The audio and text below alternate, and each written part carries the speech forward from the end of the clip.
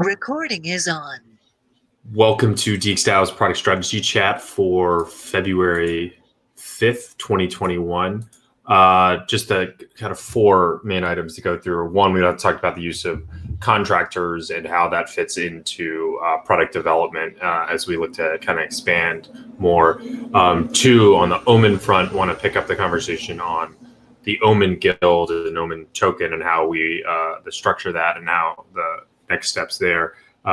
Three, on Swapper, we have our first test liquidity deposit in Swapper. The proposal is there, and so thinking about how we run through the next steps on there, and then also could touch on synthetic assets a little bit. The conversation from Monday elsewhere, and then just picking up the conversation on Mesa to see if there's any updates there. Cool. And so just like, I guess, starting with like contractors and like compensation, John, I know that you'd been thinking about this with the aggregation, and then this has come up with a couple of the other products. Yeah, totally. I mean, I think there's a couple of tensions here that I wanted to address and like kind of put some thoughts out in like how we could maybe handle it. So like, I think on one hand, we have a growing treasury, right? I don't even know what it is right now. It's like 30 million in ETH. And we have three products, right? And we need more development work. I think that's pretty clear. Like we could use more development help kind of across the board, right? So there's sort of like this imperative to bring in more development capabilities if we can. And we're actually talking to lots of people now. So, I mean, that is an effort like in process. But so like, I think then the question is like, how do you do it? And we've always kind of preferred longer term members, and we have compensation guidelines, etc. But another way we could potentially like augment our capabilities right now is bringing in contractors, basically development shops, freelancers, etc. But typically, you know, I think those rates, like at least in some of the cases that we've been talking to, are going to kind of fall outside of the normal bands of like at least the base compensation in the compensation guidelines. So then I think so there's this question of, do you spend more on the contractors? Does that make sense? So you have this tension of like, well, it's not really fair to spend more on contractors than you are on the full-time employees. So like, how do you address that? And then the other side of that is, you know, I feel like rep holders have gotten some flack in the past about, you know, just spending them, like paying themselves out of the treasury. And if we were to increase compensation, you worry about like what the pushback on that side would be too. So my thinking is that we need to like kind of evolve what the worker compensation guidelines are a little bit, and make sure and like think about what the delineation is between like short-term contractors and like full-time members. In a way, we're all kind of contractors, right? Because there's no employment agreement, there's no insurance, there's not like the normal goodies you would have as an employee, right? I think the main difference that we see, and we've seen it so far, like with the auditing, where we pay basically straight cash, right? Whether it's ETH or DAI or whatever now. We don't use like vesting DXD when it's like a short-term contractor versus like the longer-term oriented people, which we prefer, are like getting vested DXD over time. So, I mean, I think that is maybe like the key, like the way to distinguish between the two. It's like who's actually willing to take long-term vesting DXD and who's like, no, just pay me now because I just want to just deliver the work and get paid and leave. And yeah, so my thinking is like, we have the money, we have the need, we should be spending, and we should like, especially in this bull market where it's hard to find people, we should be bringing in contractors. So my thought is we should like basically authorize spending more on contractors and think about how we, you know, sweeten the deal in a way that's palpable to the DXD holders in the community for like the full-time members. And I think a few ways we could potentially do that are increasing the amount of vested DXD, like setting up some kind of a bonus program with some clear targets that we know like the community would be happy about reaching and kind of feel good about the incentives. And I think Sky kind of suggested the idea of, you know, maybe some kind of like benefits, like maybe a little extra stipend to full-time members, kind of like that basically stands in for the things like insurance and whatever. But I don't know. Those are the thoughts. It's a lot to think, and it's basically a balancing act is how I feel about it. And so I just wanted to put that out there and see what people thought.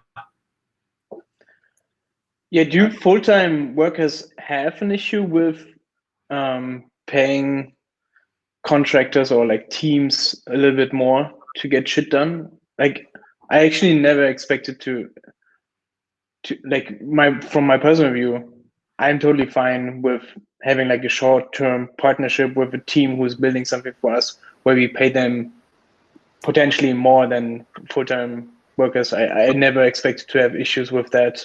Like, at the end of the day, we want to get shit done. We want to build something. We have like a lot of stuff to do. So I'm just like bullish on getting shit done.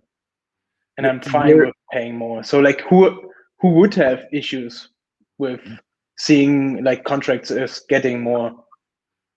There's a couple examples where we already have this, so it's easy to see where it makes sense. Like Phil, our auditor, right?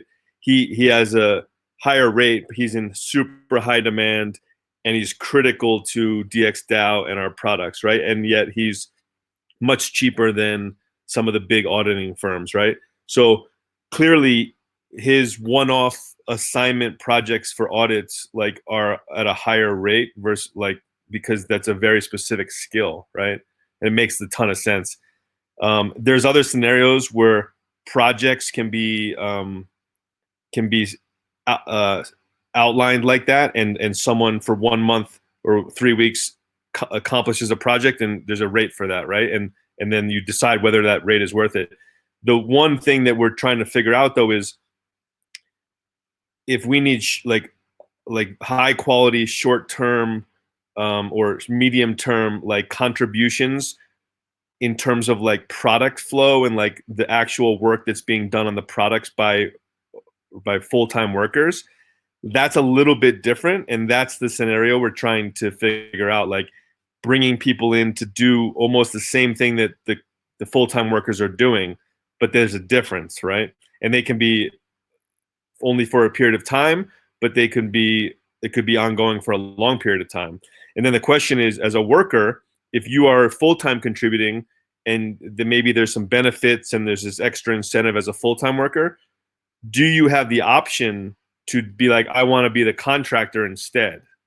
Like that's a question that some developers may ask. And it's really difficult to figure that out, I think. Well, I think that part of the consideration is just like, if you're like a working contractor, you usually, like you're kind of describing Phil, he has like an hourly rate and it's based on how in demand he is, and he's looking at the market and he has a sense, and we also can like look at the market and see how like that individual fits in, and you know, we have our own needs. So I feel like a lot of this is kind of a case by case basis. Like, you know, even for me, for example, like if I was like retained for some company or some client as an attorney, I have an hourly rate, and there's like a different type of contract you have, and it's completely different than just like working for an organization, not as an attorney, but doing, you know, whatever work you're doing, you know? So if there's something, you know, special that even one of us as workers has a particular specialization in, that is kind of a finite project, it could make sense to say, hey, like, you know, this is what the market demand is for this. This is what the hourly rate is to hire someone to do this, and we would just pay for that particular contract, essentially. And I see no problem with that.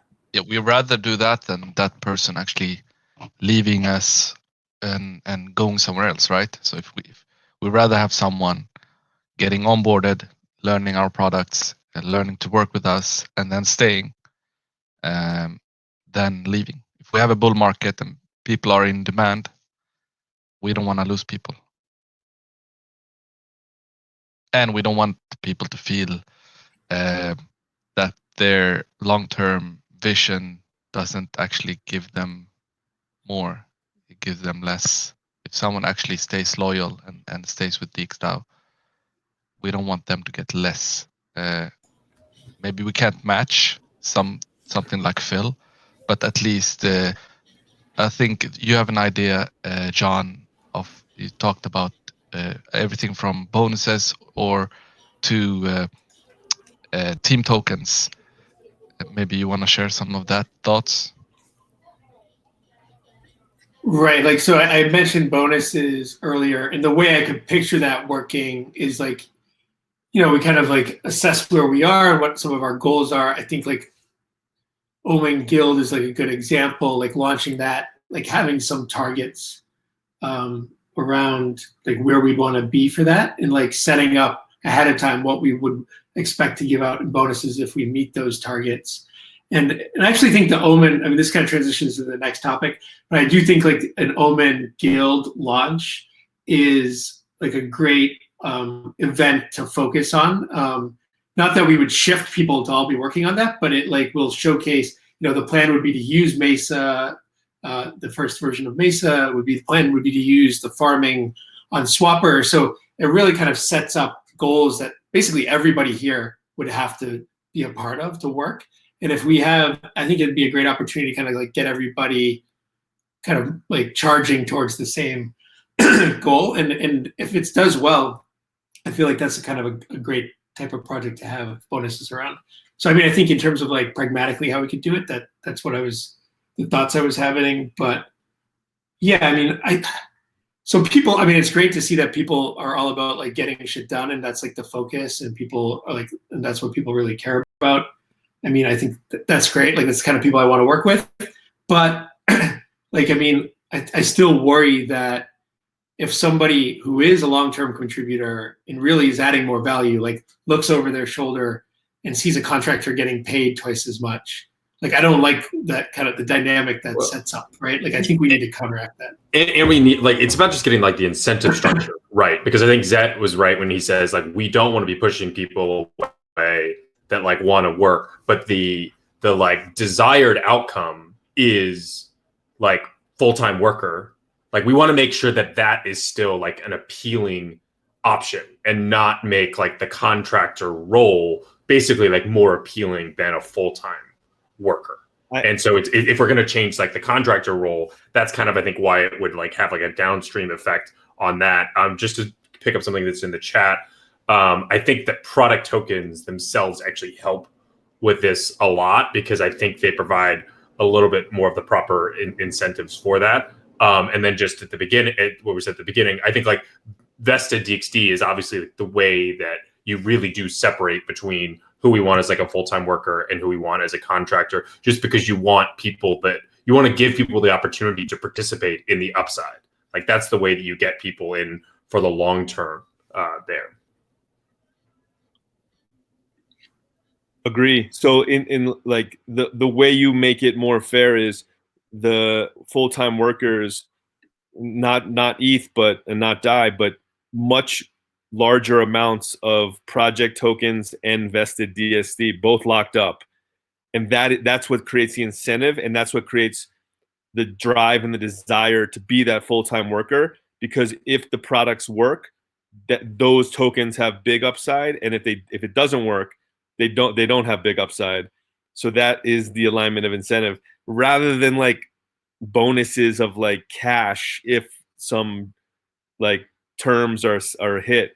I think the token is what drives everyone to make everything work. But those amounts have to be much larger, I think, the locked up tokens. Yeah, also, if at some point someone is seeing, oh, the contractors are getting paid way more and I deserve more, then why not ask for more? And then we should probably start the discussion about, okay, now is the time to actually think about like a way to, or like a clear rule set about how we give out bonuses. Like, for the Omen team, it's quite simple. It totally makes sense to not go into details, but like prediction, like we should eat our own dog food, and we should only pay out those bonuses via prediction markets. One example, like for the Omen team, it's quite simple because we are kind of already planning to have an Omen token, and everyone who worked on the project and made Omen great already and like going into the future should definitely deserve Omen tokens, right? it totally makes sense. So what if a contractor, or what if someone wants to be a contractor, but they also want DXD or like a product token? Because I can imagine someone like, yeah, I'm also bullish on these things, right? Do we want to like restrict that to who we're calling full-time workers, or would that be something to be open for too? Martin says no tokens. I mean, I think the difference that's probably a joke. is they would have to fall within the regular compensation guidelines, right? Like they're not going to get paid their contracting rate in like cash if they want the upside. So I was going to say that it's a short-term thing. So the whole concept is like finite and just based off of like in and out, getting something done that's within a certain scope. So it makes more sense. should we always see DXD as a bonus in that case? Like if we have a trial worker and that person fails, should that person get DXD?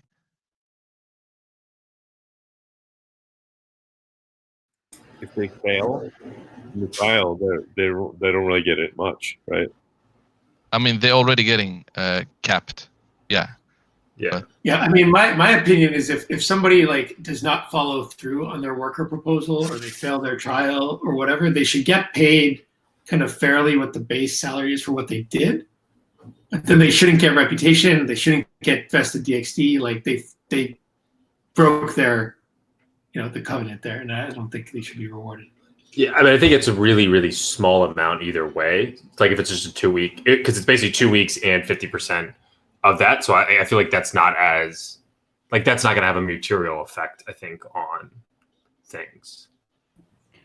Well, and again, like if there really is someone like lying about who they are, there could be people that are like so, but likely if they're just doing okay, we'll probably have them continue past the 2 week period and like see if, improvement happens. It's more for people who are plainly failing in some way or another. And if that happens, I think like the ways that handled his communication with that one person who pretended to be multiple developers was a fine way to handle it. And, sometimes that, things don't pass and the community agrees. So now when we're talking about this, it's a good place to actually say this. People onboarding trial users, members, or let's say if we needed a communication guy. So I got Keenan and I onboarded him and I interviewed him, but I'm actually doing those stuff extra. We should probably have like bonuses for successful recruitment, right? I mean, that's what like I just saw like Masari's newsletter. I think they give like $8,000 if you recruit a successful like engineer to them. Yeah. I mean, yeah, I agree with that. I think that's a little bit more just complicated to figure out. There's a reason why to do that also, like, because if someone, let's say you, Chris, you got, let's say, Tony, let's say, and it's a good way to put some responsibility, let's say, on let's say it's your responsibility to make him succeed in like not only his work but like letting him do his proposal and stuff like that. And now it's like unknown who helps him, right? And I'm not saying Tony specifically. I know you're helping him, but but on that, like I was like meaning to like I tried to boost his proposal, and then like gas costs like literally like blew up in my face then, and then now it's like the gen. But anyway, that's a good example of like where I'm looking at that as like I'm responsible for that, and I'm like monitoring that. Yeah, I mean I think it's a good way to do it, because in the end there's a bonus, and also we get things done, and not just having things in between, like no one talks about it, and it's just like you and me haven't talked about like who's doing what, right? Right. So that's a good way to just keep it simple by just rewarding some successful process. I think some people, but I think it doesn't make sense giving bonus for recruitment. I don't know. I can't. No, for me, it's like you feel responsible anyway, or what's the goal of it? Because I feel responsible anyway, and maybe I will feel less responsible if I get some money for it, because then I say, okay, I got paid for it, so it's like a deal, and now I'm shifting it to the DXDAO. And yeah, I mean, it is just a way to incentivize people recruiting, right? And like that that is something important. And like, I don't know, this gets into whether people getting as contractors or full-time workers, but like we want to have people telling their friends, be on the lookout for people that would be a fit. And like, I mean, doing what you're doing, Martin, like everyone is doing on it anyway. Yeah, I know. Yeah, yeah. So why should we get a bit? Yeah. I have no problem to do it, but it's just I don't. So I think this is slightly separate than the. So this is the thing, Martin. If someone gets a bonus for that, maybe you don't need to do it, right? Maybe you don't need to, like, maybe someone wants to do it, and it doesn't need to be you, because you don't want to do it, you don't have time to do it, but no one else is helping you. So this is like, if someone actually gets a bonus for a successful trial, that's maybe enough for that person to do it. I have a hard time with that, because doesn't Martin know what he needs as the head of the squad leader for Mesa, and so he would have the best sense of, like, I don't know. I just feel like it's kind of intrinsic in a lot of these roles that you're, of course, going to be recruiting people to. That's part of being part of. In a way, I also did not want to end like the job up some public, because then we have a lot of inflow. We would have more inflow, maybe even too much inflow, because I don't know. It's just I can live with it. I have no problem with it. I think for me personally, it doesn't make sense, but yeah.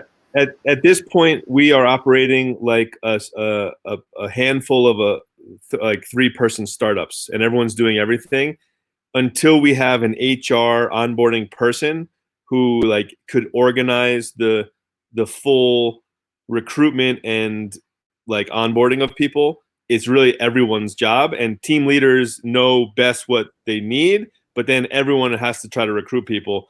Right now, we've been recruiting some like contractors, which is not as good as like natural like full-time workers, but those are hard to find right now. So it is difficult, but it's really a little bit across everyone's job.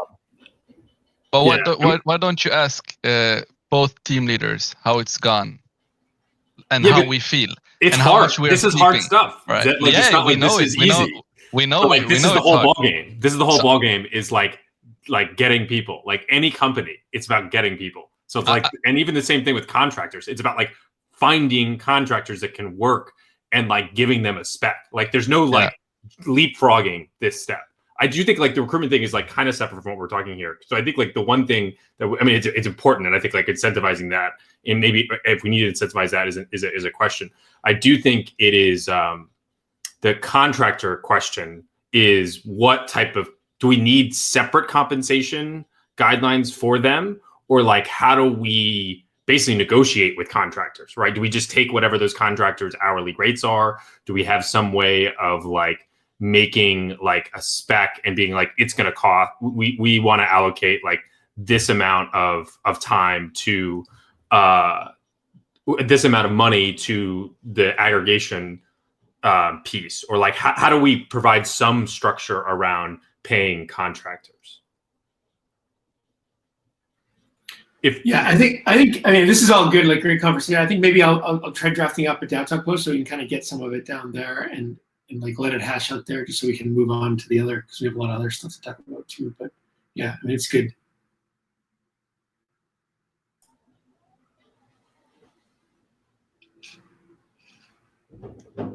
Cool. Do we want to switch to Omin Guild and where we're at? There's still no replies on the thread, but yeah, I saw a lot of views. I saw a few comments on our small trading channel on Telegram. Chris Padavano's bullish. That's something. The fact that we don't have comments means I think everyone is kind of bullish, right? Like I'm bullish. Well, I think too, like because there hasn't been liquidity mining for prediction markets yet, like there's an opportunity to be sort of like a category to find a category here with that effort. Yeah, I think it's really interesting. I just started doing this week, kind of comparing the ERC20 question that Geronimo had. It's funny, even with these tokens, you're still getting a difficulty, even with like Balancer, for example, of having any real engagement with the LPs in participation in voting. So there's a lot there regarding like how we format our protocol. I think that could be really interesting as far as the liquidity providing for the markets, where maybe we can incentivize more participation. They've been like adjusting their protocol to reflect LP providers' interests. Yeah, I totally agree with both of you guys. Like in terms of the incentivization, like that's a very powerful tool for prediction markets in general. Like I saw Catnip's Super Bowl market has $400,000 in liquidity, and there you see that they are like big pockets, like big money pockets behind, who are like promoting the product, which is actually very risky for them, and that's a signal for that we can like join this game by using this token to beat the big pockets. Or like on Polymarket, I just think they are like Cap Table has a bunch of Twitter personalities, and so whether it's like Meltem, I know Robert Leshner, like they're just tweeting about Polymarket, obviously because they're trying to pump their bags. And like the token, like this is the power of tokens, right? Making people that interested in promoting it.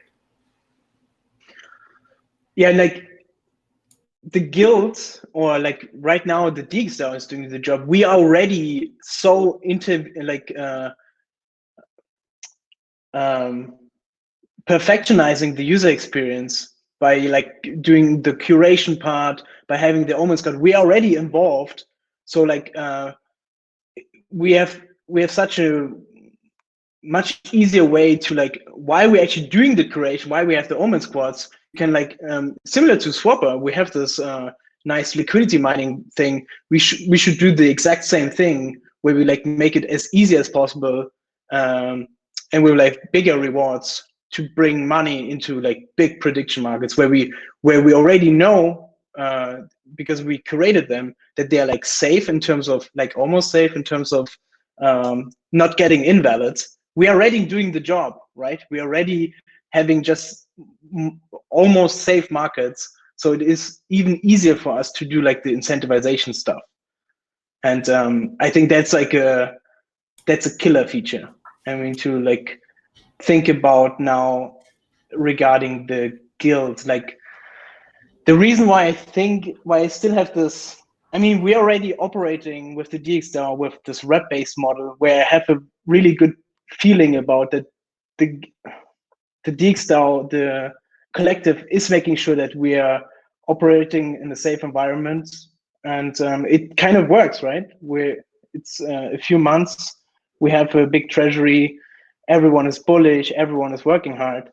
So the reason why I still have the feeling that I want to see the same thing with the guild, and liquid token governance model, which I'm very bearish on, because I think it is like, it will fail at the end. So if we are going the liquid token governance model, I expect that the guild will fail.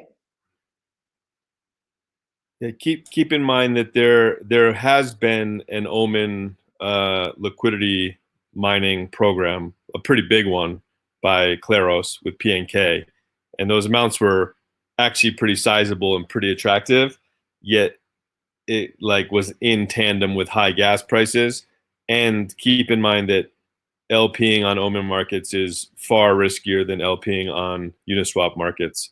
So well, the other thing to note there is it was live basically at the height of DeFi's summer yield farming craze. Like it was like at the same time that SushiSwap had like just gone live. So I think it was hard to compete. Well, that month. yeah. And Yeah. that's also when gas prices were so high, so not many people were using Omen in general. Exactly. Like we didn't had like a marketing team. We didn't communicate. $10 per transaction. Omen on mainnet is not going to work out in the next month. So I feel like there's two different things we're talking about here. One is what would a liquidity mining program for Omen look like? And I guess we're just talking about liquidity provisioning on that. And then two is like the structure of Omen Guild. And so like, I guess on the talking about the liquidity mining one, like what would it look like? Yeah. So like I do another good point for why I think the Claros stuff wasn't successful is because it was done pretty badly, and people like what people want to see is they put stuff in it.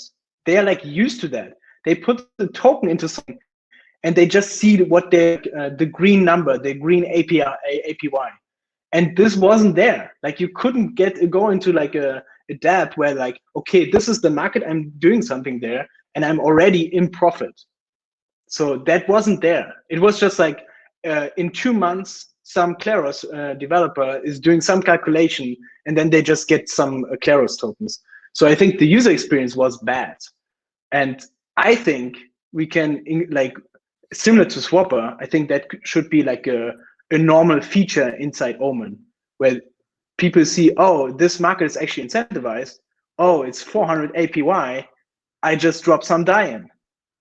And that should be it. Like there's no complexity here. Yeah, being in the native token, having a good UI, being on an L2 where there isn't gas costs, like all those things would make it way better than the Claros program. Not to be negative about Claros, it was great that they did that. Another idea, so this came up in a conversation I had with Sky earlier this week. You know, if you look at the Omen Guild like responsibilities we had kind of laid out, it's like managing partner incentives, approving product updates, curating the Omen markets, the collateral, the oracles, you know, eventually maybe even managing the budget for the Omen squad. Like something else that I think might be an interesting thing to explore is what if the token, the governors, the voters, like curated which markets got liquidity incentives and like maybe even how much. I mean, of course, like model, yeah, that totally makes sense. Yeah, so it's like part of the protocol then, depending. That would make a lot of sense. SushiSwap does that too. Yeah, I'm not familiar enough with Curve and Sushi, but they do that. And that's like, I think the end results should be that we get like super professionals. Like they will do a liquidity provision. They will get Omen token, and the goal would be that they are actually like doing the something with the Omen tokens to get into the guild, right? Like that depends on how the governance system should like. But what I want to see happening with the guild is that it should be like a professional prediction market collective who's at some point could be so big that they could actually compete with the Augur Oracle. Like it should be a big decentralized organization who's doing all kind of prediction market stuff, right? At some point, maybe we see different types of prediction market products, not only Omen, but something else where this guild is like responsible for it. And like most importantly, my hope is that we will get like a professional collective going who are doing this Oracle work. And do you guys think we could have that with liquid token governance? Yeah, so that goes to this point is one of the big holdups of the discussion was, should we have just the liquid token governance of Omen token, or should it be combined with rep system for this actual guild? And the more that we've talked about it, and even I think Geronimo, you've also been open to this as well, because this guild is a sub thing under DXDAO, and DXDAO at the end of the day has control of the product.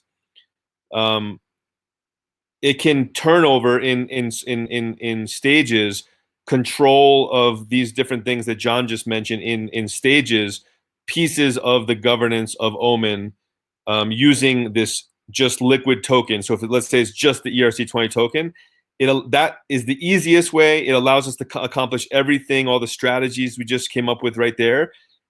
There is a risk there, but because the entire thing is not turned over to the Omen token holders at any point soon, I think that the risk is eliminated. And so that's probably the easiest way to proceed and not worry about rep as part of this guild. I think it is important to move fast. Like, then that's separate from whether that's rep or token based, but like it should be able to move fast. Right. Yeah. I see, Sky, I totally see your point, but like, okay, if that is the path, and at some point maybe it will fail, and then we do emergency shutdown, then we lost a lot of time of actually building this robust collective, right? In the beginning, it can't fail because only certain things are turned over to it starting off. That it can't fail in the beginning, and then when Gov 2.0 exists, maybe we're going to go to that anyway. So, like, I don't think it can fail just with the ERC20 token as a specific product guild. Yeah, I think it could be more of like basically just reiterating what Sky said, is it's a narrow scope that just engages users and kind of works towards what you want, Geronimo, as far as creating a decentralized community for the Oracle, so that, you know, the types of things that the liquidity providers can vote on directly relate to liquidity providing, right? And we then expand it from there, because the people that are really engaged in that, you know, you would think are kind of working in good faith, and then they want to participate in governance, broader governance issues, because they're, you know, very engaged with Omen as a product. So it kind of moves that like natural step.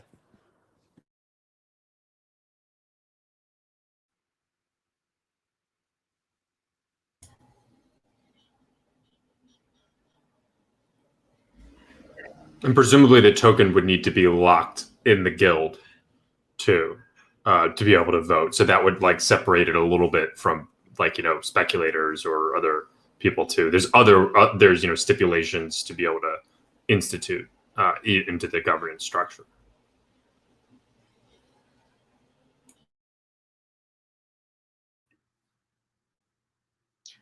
So I guess this is sort of an open question. I think we can also get a little more clarity on it if we to spend some more time on like what the requirements are for the guild, like, and how we want it to look and what the UI, and like I said, I was suggesting before, we do sort of like a head-to-head comparison or trade study on like what, you know, an alchemy fork versus like an ERC20 guild as governance would look like. I think that's part of the Yeah, so the idea would to use the ERC20 like voting stuff that Augusto has already been working on, right? So like that ties in. I guess that has rep too, right? No, it doesn't have to. It doesn't. Yeah, I was wondering the same thing, Sky, actually. So okay, so it doesn't have to. It's good to know. I think we can do both. Yeah. It was because, I mean, for the usage of Swapper, it was not going to be used for that. Like, I think the use cases was Swapper, pool governance, and then you could use it as a DXD guild to then like grant it rep so it could participate in DXDAO governance. But it's like a pretty basic. So there's also said, good. Sorry, there's the DXD guild, which is what you just described for using that for Swapper LPs and stuff. But the DX vote DApp that he's working on is like actually a separate thing. Those are two different things.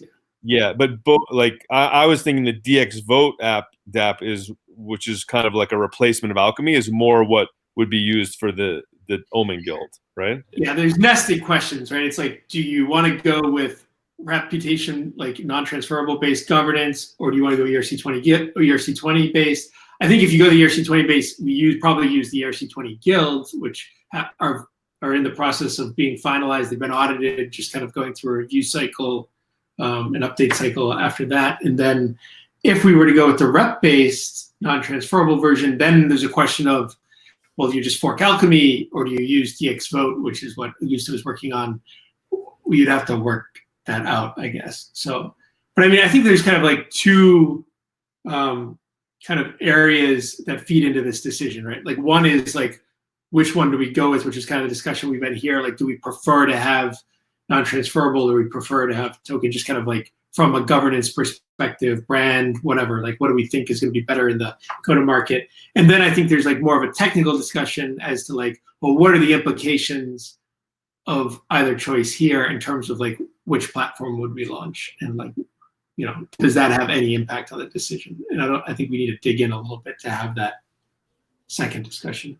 And I think both have not clear ideas of what it would look like on like a front end perspective, because we have the idea of the guild, but we don't know what that would actually like look like. And then if we were to use reputation, like would we use DXvote or Alchemy into that? But those are like kind of downstream of deciding what structure to use. Yeah, that's the main reason why I didn't start thinking about how the governance UI should look like. I would like to see the whole governance stuff happening on Omen, because that's where the people are who care about Omen. And so once we actually finalize what kind of system we're gonna use, I think I will start working on like a proper Omen governance dashboard. I actually think we should do, I mean, they don't have to be like full-blown designs, but I think we should do some kind of wireframes first so that we have some idea of what we're trying to build before we make a decision as to whether it affects what the, because like, yeah, we don't, I mean, like, yeah, I mean, if you say, oh, we're going to do Alchemy, we're going to do rep based, let's just use Alchemy, and then you try to design it, that could be a totally different ball game than the other way around. Yeah, just maybe I did reach out to the guys at YAM, and I sent them the ERC20, the guild contracts, but there's not much documentation on that yet on actually how that works. So I think Augusto is working on putting some additional documentation on that. Yeah, so that's my main critique right now. It's like no one knows exactly how that works. Right. Or do people know in this call how that works? Right, like, so this is what I'm talking about, like, is the next kind of separate step here is we should like set up a call, give people time to prepare for that call. And basically it would be, and I think one of the things we should have before that is some wireframes about like kind of how we picture the Omen Guild working. And then basically give those wireframes to Augusto, and I don't know who would be like looking at it from like the DAO side, and assess how much work it is to use, you know, either option. Like, I'm not sure why you think wireframes. I mean, yeah, it could help get a feeling about how it will look like, but I don't think there are like huge differences in how this will work. Like holographic consensus is more complex, so you need more shit in your wireframes. But I would rather, like, before I actually work on this stuff, I think we can actually agree on what is the better model without thinking about the wireframes. Yeah, I disagree. I mean, because because I think it's good to know what you're building before you, I mean, just typical product process. I think you want to think about what the requirements are. I think we have those already. Like, what does the guild do? I think the next step is to kind of imagine, you know, where does that go? What does it look like, right? How does it plug in? And I think we should understand that before we make a big decision about. the simplest vision I can imagine is you come to Omen, you go to the governance tab. The first thing you have to do, as Chris said, is stake your Omen token. That's what gives you voting power, and a very simple formula for that, because let's say it's just Omen token. And then there's going to be the curation section, like the voting, like voting on market section, and then maybe one other thing. It'll be like 3 initial things that Omen token holders can do. And then ideally, because they've also staked Omen, they also they see like the revenue from Omen fees. Like, so let's say there's revenue, like live up ticking like Geronimo. So as you stake Omen, that's how you can earn revenue from Omen as well. So there's like a live uptick for every trade that happens on Omen. So like that's like the very basic version that I picture. That's that could be very limiting. If you want to add more stuff, then maybe it gets more complicated. But that's what I'm picturing in my head, as a way to start safe and simple. Yet Omen token shows that it gains revenue from Omen, and that's what people are going to get excited about. It's like it succeeds with when Omen succeeds. It sounds like we want this to be in the Omen UI, right? Like Omen.eth, you're going to see all the governance options, right? I think a lot of like newer users get confused when the governance is like a separate area from the actual product. So my sense then here is that if we go with a reputation-based model, like where it's going to be a lot more work. Like the ERC20 guilds, yeah, like maybe you don't understand how they work, but we're already building them into Swapper. Like this work's already like in process, and it's much simpler, right? Because it's just token, just the ERC20. There's no holographic consensus. There's no reputation. There's no staking for reputation. All those things you don't have to worry about if you just do the ERC20 guild.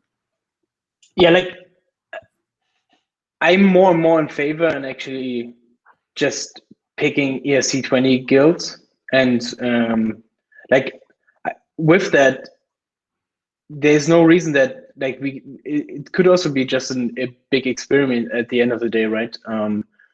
It is simpler. It has way less barriers compared to rep-based model. We have the emergency shutdown threat, which hopefully will never be triggered. So I would say, like, in terms of getting execution done, I would personally like agree to use the ERC20 guilds and then proceed with it first. The biggest risk I see would be when people stake their Omen token, and then there's like votes that need to happen quickly and live, like curation and things, right?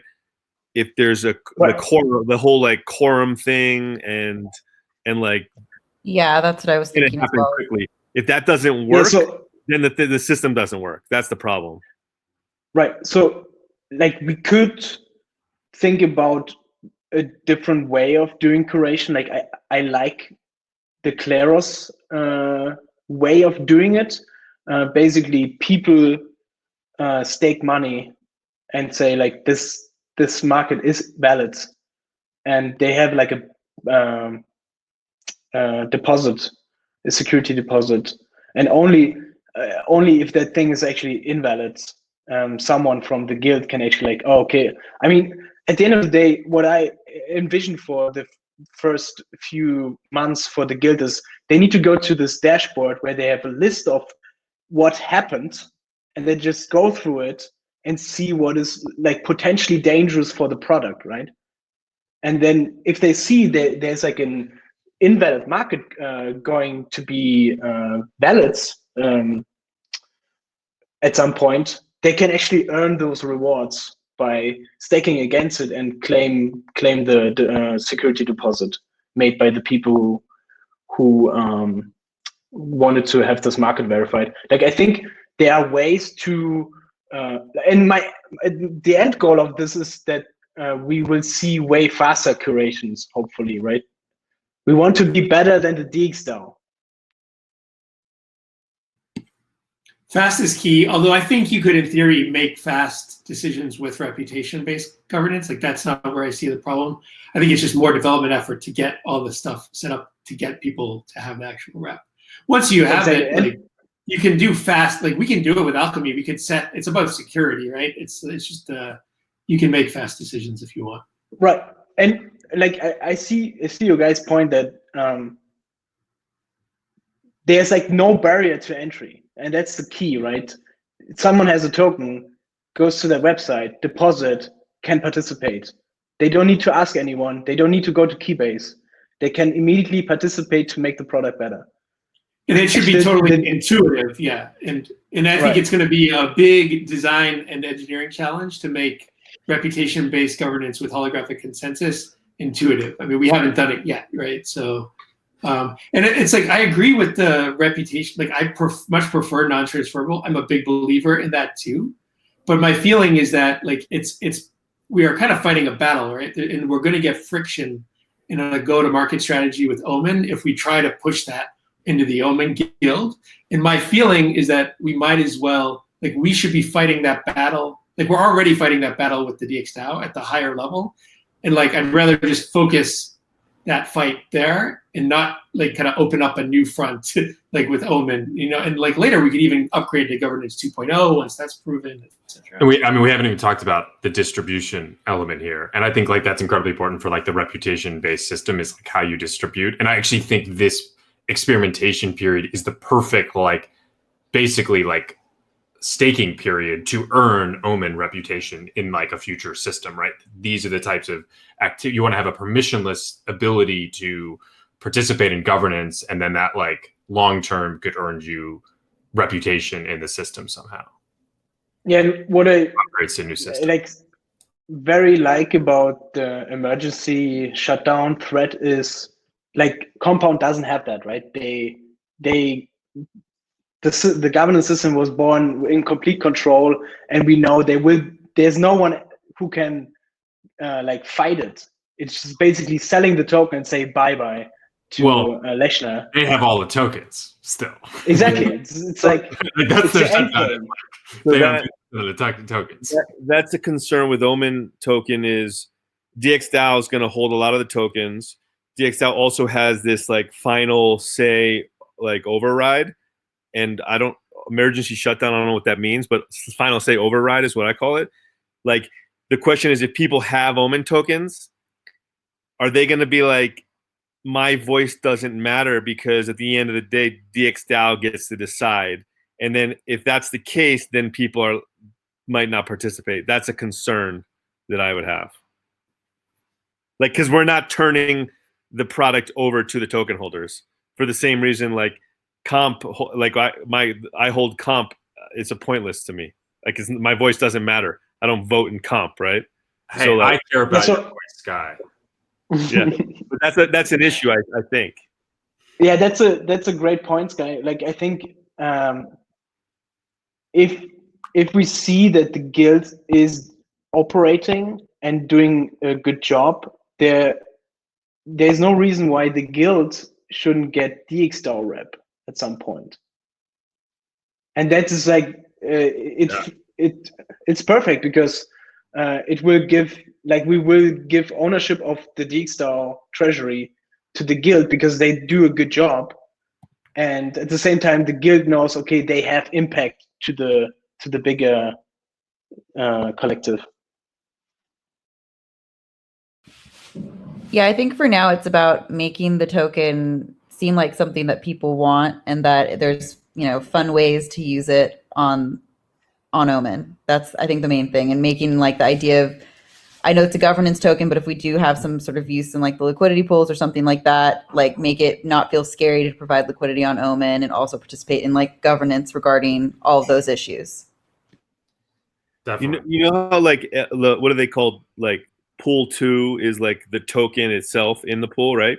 So pool 3 is you actually put the Omen token into the Omen markets as the liquidity token, and it earns incentive, but it's in the actual Omen pool. Sorry, it's staked. No, it's staked in Omen, and then you take the staked token, and then you put that in the Omen prediction pool. Yeah, like I think anything to get people on Omen with more time on Omen is like definitely important. So like that would be super interesting. Wait, so you deposit into Omen, then you take that liquidity token and you deposit it into Swapper, and then you take that liquidity token and you deposit As it a into collateral. the yield farming. Collateral. That is pool 3. Yeah. The pool 3. I do think, I think we're in a good spot here just in terms of like conversation. And I also think like there really is a huge opportunity with Omen token and like liquidity incentives and introducing, building the Omen community more. So I think it's exciting.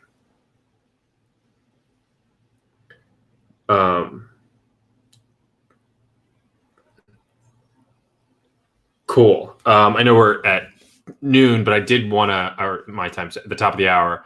But like switching a little bit to Swapper and talking about the liquidity deposits and how we want to do that. So I think we've talked a lot about wanting to put DXDAO liquidity, and we had numbers around that several months ago.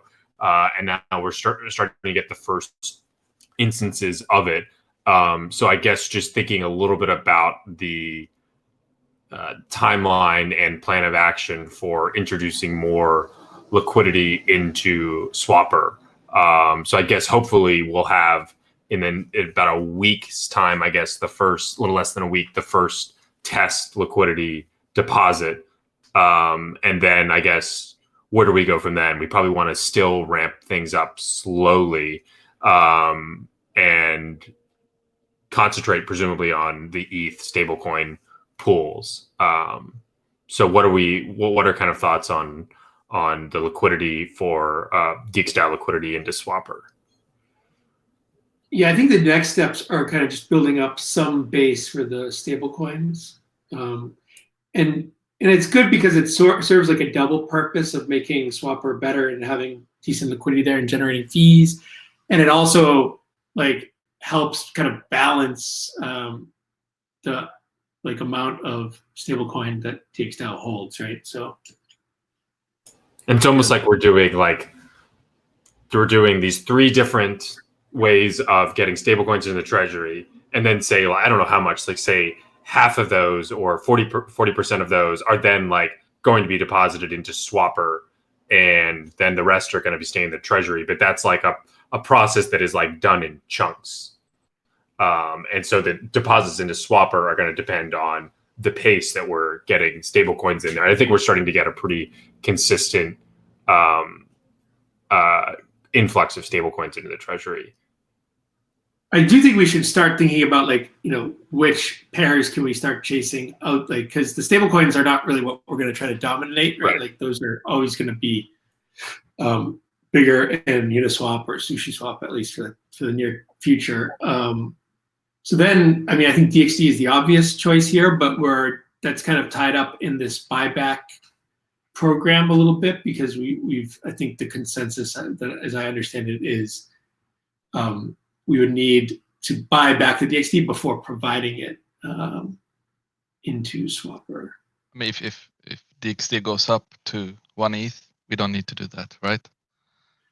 Right. So if we somehow make it, but yeah, I would say just from the product perspective, we provide liquidity in a smaller amount just to test out the process of actually providing liquidity from a DAO. We make not a press release. We just do a small announcement. It's a pretty big thing, I would say, and then we after we launch Swapper Beta, where we have farming incentives, try to have some kind of maybe smaller partnership and see if we could get a partner to also put up liquidity. That's my thinking, like short term, and then long term, we want to be the like main place where our partners put up liquidity, and obviously depends a lot on how Misa is going. I'm thinking more like new projects, but we have some old partners also. Yeah, and as Sky said before, it's like once we get DXDAO liquidity into Swapper, then you can start having those conversations, yeah, or they're a lot easier to have those. We still do hold what's the name? What's the name of the token? DMG. I was gonna ask. DMG, yeah. But So that's yeah. one to think about more in the short term. Yeah. If we think there's a risk, like if we put up the liquidity, there's a risk of it dumping. So the Uniswap pair has just over 3 million in total liquidity in the ETH DMG pair. So it's got about 3.3 million DMG. It would be interesting. I think that pool is also incentivized, and then they're also incentivizing like ETH, METH, USDC, MUSDC. So those are potential pools that could be on Swapper, incentivized by them and incentivized by us with something too, potentially. Is the ETH DMG pair incentivized on Uniswap, or do we know if they're doing it, if DMM is doing anything?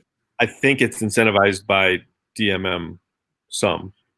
Because we should talk to them, because maybe we could do a double thing where if they switch the incentive to Swapper and we